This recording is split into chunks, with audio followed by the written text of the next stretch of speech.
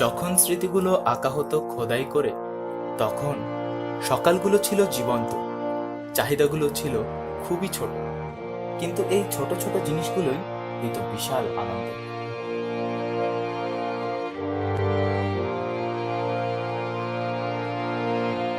স্মৃতিতে ভাসা কাগজের নৌকো, অথবা স্বপ্ন নিয়ে উড়ে চলা সেই কাগজের প্লেনটি, জমানো মার্বেলগুলো নিয়ে বন্ধুদের সাথে কেটে যেত আমাদের রঙিন সময়।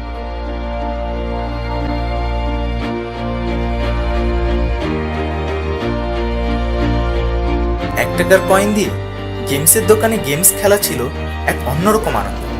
সবুজ শার্ট ও হলুদ টুপি পরা মোস্তফা চরিত্রটি ছিল আমাদের সেই গেমসের নায়ক।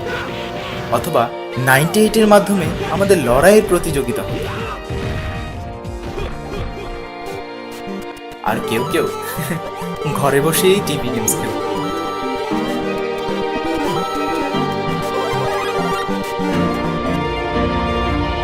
আর রহস্য ও ফ্যান্টাসির অন্যতম মাধ্যম ছিল কমিক্স, চাচা চৌধুরী, পিঙ্কি, বিল্লু, আরো কত কি।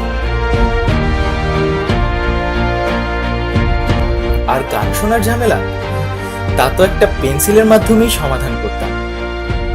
মুভি ও কার্টুনের কালেকশন ছিল ভিসিআর ক্যাসেটের মধ্যে। আর চিপস কেনার প্রধান আকর্ষণ ছিল ম্যাজিক কার্ড পাওয়ার উদ্দেশ্যে।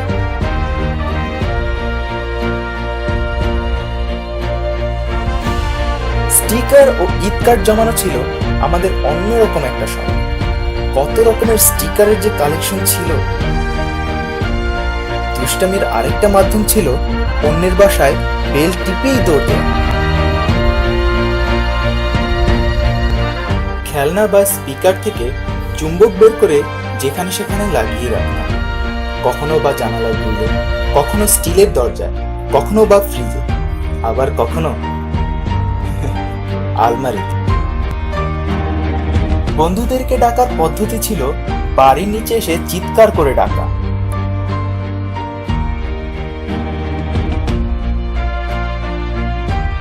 ক্রিকেট খেলার জন্য টচ করার পদ্ধতি ছিল ভিন্ন রকমের।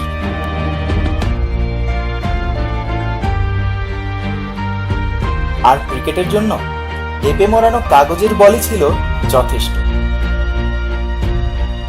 ছাদ থেকে বলটি পড়ে গেলে আবার নতুন একটি বানানো যেত।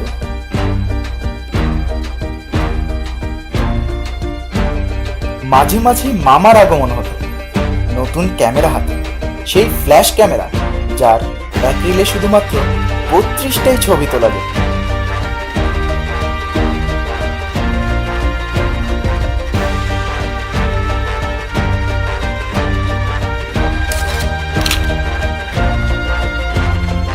সেখানেই বন্দী হয়ে যেত আমাদের স্মৃতিগুলো, যা আমরা খুবই সযত্নে রেখে দিতাম অ্যালবামে স্মৃতিবন্দী।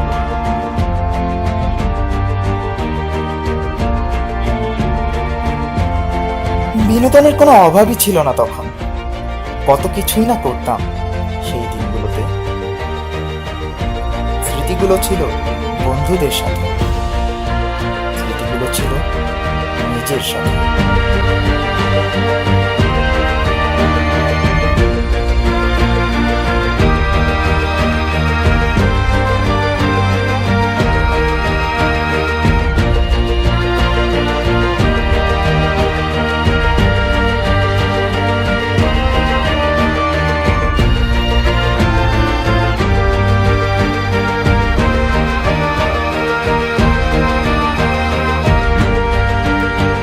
সারা বিকেল খেলাধুলা করে সন্ধ্যায় বসতাম পড়ার টেবিলে।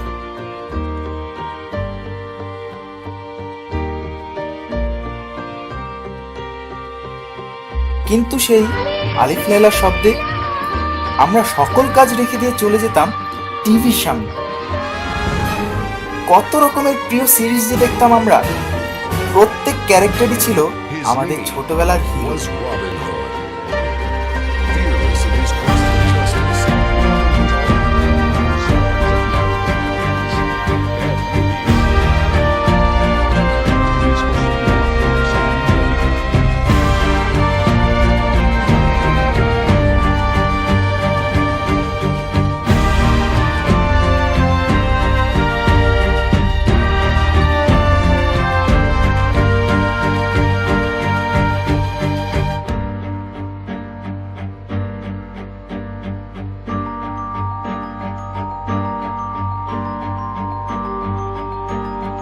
আর এভাবেই সময়গুলো খুব দ্রুত চলে যায়।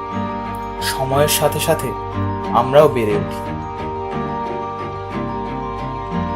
সাথে সাথে আমাদের পরিবেশেরও পরিবর্তন হতে থাকে।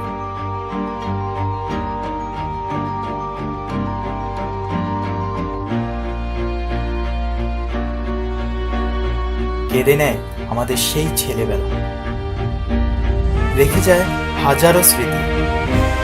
এখন আর বন্ধুদের নিয়ে খেলতে যাওয়া হয় না। এখন সেই প্রিয় প্রোগ্রামগুলো দেখা হয় না টিভিতে। জীবন যেন যান্ত্রিক হয়ে গেছে। সেই স্মৃতি মাঝে মাঝে দেয় বেদনা, ভালো লাগার বেদনা, ভালো লাগার অনুভূতি।